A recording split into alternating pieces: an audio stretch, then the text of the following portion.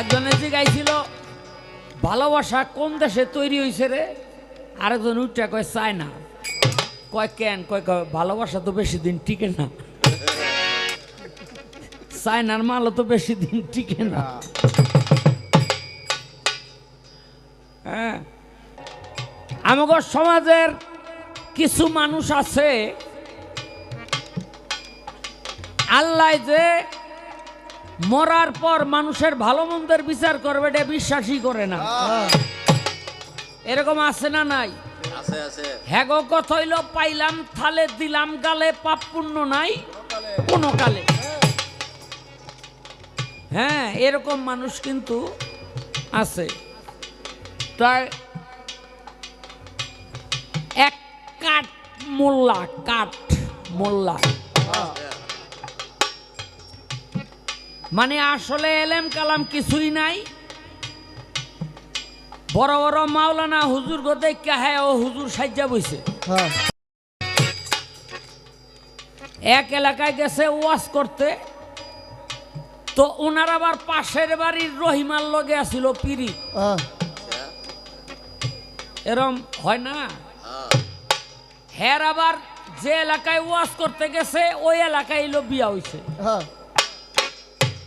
ভাগ্যক্রমে যারা দাওয়াত কইরা নিছে হেই রহিমা হেই বাড়ি রইব।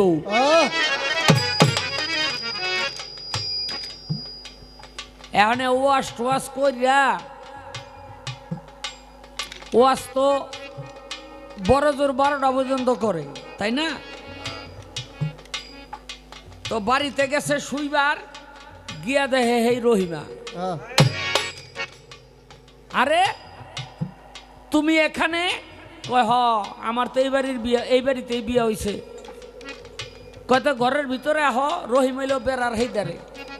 কয় না আসা যাবে না। কয় কেন?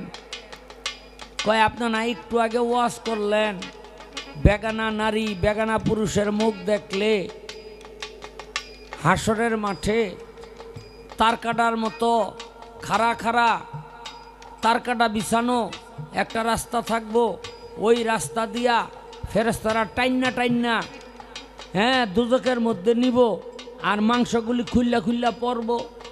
আপনি তো এখন আমার লেগা বেগা নাই। হুজুরে কয় ওয়াজ তো জাগা মতো পরে নাই রে, ওয়াজ তো বেবা হয়ে গেছে।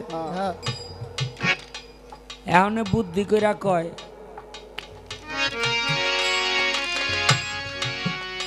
রহিম আলো ও আমার প্রাণের রহিমা,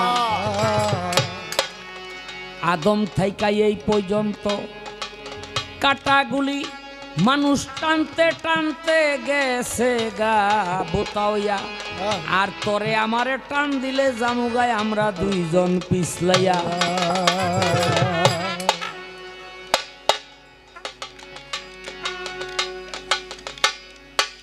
কাটাগুলি টানতে টানতে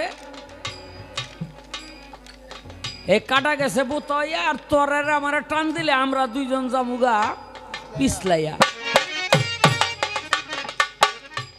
হাসরের মাঠে এরকম কোন চালাকি বজ্জাতি চলবো? কেউ চলবো? এরকম কোন চালাকি বজ্জাতি চলবে না, যার জন্য ঈমান আমল নেকের পুঁজি এই পৃথিবী থেকেই যদি সংগ্রহ করে না নেন, আখেরাতে আপনার মুক্তি পাওয়ার কোনো সম্ভাবনা নাই। আমরা হাসতে হাসতে পাপ করি, হাসতে হাসতে বুঝিও না এটা যে পাপ। আমরা হাসতে হাসতে পাপ করি, বুঝিও না এটা পাপ। এক বন্ধু আরেক বন্ধুর পকেট থেকে থাপা দিয়া 10 টাকা খাইয়া লাই, কি খাই না?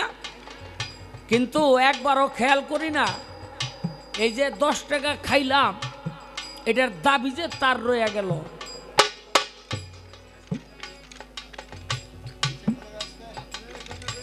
এটার দাবি যে তার রয়ে গেল কেন?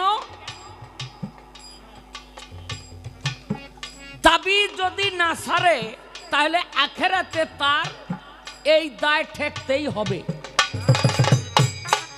আমি একটা কঠিন কথা কই, আমার উপরে কেউ রাগ করবেন না। ধর্ম এটাই ব্যাখ্যা করেছে। আমাদের অনেকের ঘরে ছেলে মেয়ে হয়, মা বাবার কথা শোনে না, অবাধ্য, এক কথায় অবাধ্য। এরকম আছে না নাই? আছে। এখন মা ভালো, বাবা ভালো, সন্তান অবাধ্য। এই অবাধ্য হওয়ার কারণ কি? কারণ আছে, দোষ কিন্তু মা বাবারই। নবীর কলেমা পয়রা ময় মুরব্বী সাক্ষী রাইকা চলন চইলা বউ বাড়িতে আনছেন। নবীর হাদিসে কয়, আল্লাহর কোরআনে কয়, মোহরানার টাকা বোর হাতে, স্ত্রীর হাতে না দিয়া তুমি আঙ্গুলটা স্পর্শ করতে পারবা না। মোহরানার টাকার দেওয়ার পরিশোধ করার কোনো খবর নাই, পাঁচ পোলা হয়ে লাইছে। আচ্ছা, সদাই যদি আপনি মূল্য না দিয়া খান, আপনার জন্য জায়েজ না? না জায়েজ? না জায়েজ নাকি? আচ্ছা, সদাই খাইলেন আপনি, জোর কইরা মূল্য দিলেন না মালিক রে, তাইলে পোলা পান আপনার কথা শুনবো, এটা আশা করেন কেমনি?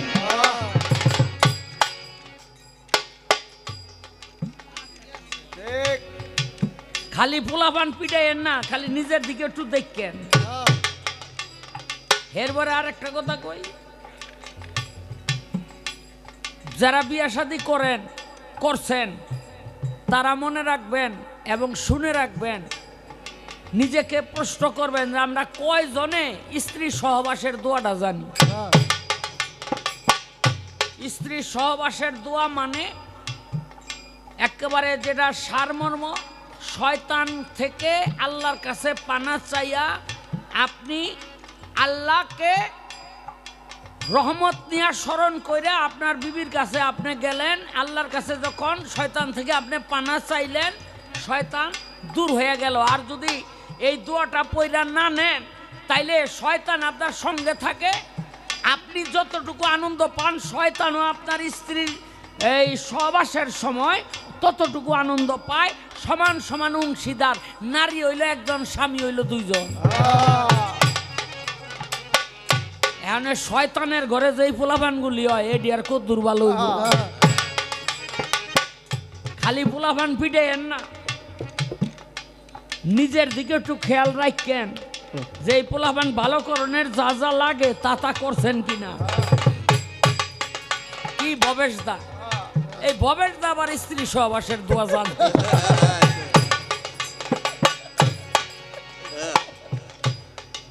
না? আমার একদিন গাড়ির মধ্যে শুনাইছে, ভাই ভাই আপনার মুখে যেদিন শুনছি সেদিনতে আমি বাড়িতে গিয়া নামাজ শিক্ষা কিনা এই দোয়া মুখস্থ করে লইছি।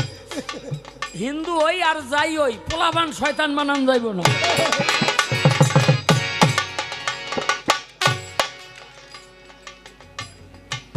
হ্যাঁ, না জানে ক টাকা দিবা দাও, শুনাই দিব না। দেখেন, এই পৃথিবীতে আল্লাহর ভালোবাসার কিছু মানুষ আছে।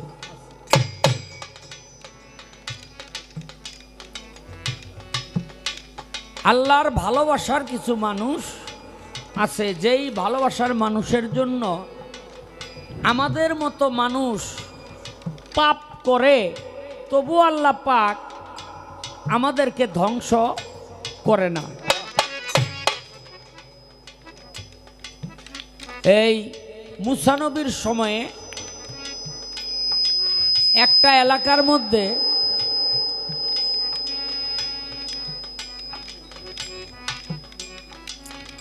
আগে হইল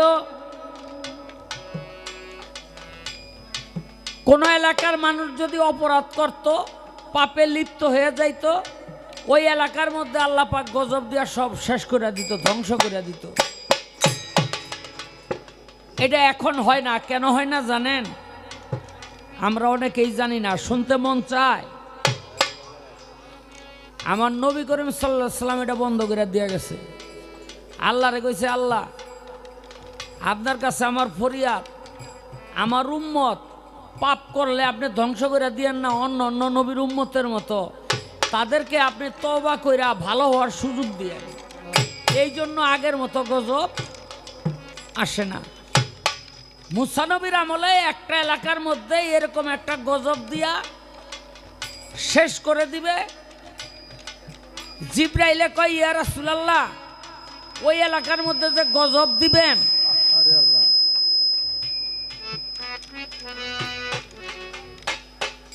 ওই এলাকার মধ্যে যে গজব দিবেন, ওই এলাকায় কিন্তু একজন ওলি আছে। আল্লাহ কয়, ওরেও শেষ করে দাও। কয় কেন? ও তো সব সময় আপনারে ডাকে, আপনাকে ভাবে। বলে আমাকে ডাকে, আমাকে ভাবে, দমটাও আমার সাইরা ফালায় না, কিন্তু ও একটা কাজ থেকে গাফেল। বলে কোন কাজ? বলে এই কমটাকে উচিত ছিল ওর আমার পথে ডাকা, এদেরকে হেদায়েত করা, সেই দায়িত্ব ওরে আমি দিয়েছিলাম। ও শুধু আমাকেই ডাকলো, ওর কমের লোকজনকে হেদায়েত করল না, এই জন্য ওরে সহ ধ্বংস করে দেয়। আমাদের মধ্যে কিছু মানুষ আছে যারা আল্লাহকে ভাবে, আল্লাহর প্রেমে মত্ত থাকে এবং মানুষকেও সেই মাবুদের পথে ডাকে। ওই সমস্ত কিছু মানুষ হাসরের দিন উঠাইয়া আল্লাহ পাক একটা আগুনের বেড়া দিয়া তাদেরকে নিয়ে একটা মিটিং করবে। সেই মিটিংয়ের মধ্যে আল্লাহ পাক ঘোষণা করবে, যারা বেড়ার ভিতরে আছো তাদের সমস্ত মানুষকে যদি ভুল ত্রুটি করেও থাকো, তা আমি নিজ গুণে ক্ষমা করে দিয়ে তোমাদেরকে নিষ্পাপ করে দিলাম, জান্নাতের মেহমান বানাই দিলাম, তোমরা নির্ভয়ে এখানে থাকো। আর আগুনের বেড়াটা দিব কেন? আমাকে মতো কিছু চালাক আছে না, হেগলি যেন ভিতরে ঢুকতে না পারে, আগুন দেখলেই যেন ডরায়। হ্যাঁ রে বাবা, রে বাবা, জাকাতের কাপড় দিতে গেলে হ্যাঁ ওয়াল ভাঙ্গা ভিতরে ঢুকে যায়।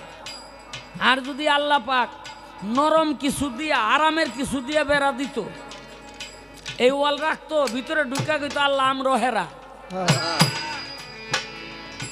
ওই আগুন দেখলেই তারা দৌড় পারবো। আহা, অনেকেই মনে মনে চিন্তা করতেছেন, শাহ আলম ভাই আপনি এত কিছু জানেন, লতিফ ভাই এত কিছু জানেন, আপনারা তো বেড়ার ভিতরেই থাকবেন। এত সোজা না, এত সোজা না। ওরে বাপ রে বাপ, আপনারা জানেন, তারপরেও বলি, ওই বেড়ার ভিতরে কারা থাকবে? জুন পাগলের নাম শুনছেন? মুসা নবী রাস্তা দিয়া যায়, আর এক বেটি কয়, কই যান? কয় আল্লাহর লগে কথা কইতে। কয় তয় আমার আল্লাহরে জিগাইয়েন, আমার 12-13 বছর ধরে বিয়া হইছে, কোনো পোলাবান হয় না, আমার ঘরে কোনো পোলাবান হইব নি। গিয়া জিগাইছে, ওই যে রাস্তায় বেটি ধরছিল, কোনো পোলাবান হইব? আল্লাহ কয় না। মুসা নবী ফেরত যায়, বেটি কয় কি? আল্লাহ কি কইল? কয় হইব না, কাম হয় নাই। বাড়িতে বয়া বয়া রুটি বানায় আর কান্দে, এতদিন একটা আশা আসছিল, হইলে হইতেও পারে। এক পাগলায় গিয়া কয়, মা তুই কান্দিস না, আমার একটা রুটি খাইতে দে, আমি দোয়া করো আল্লাহ তোর একটা পোলা দিব।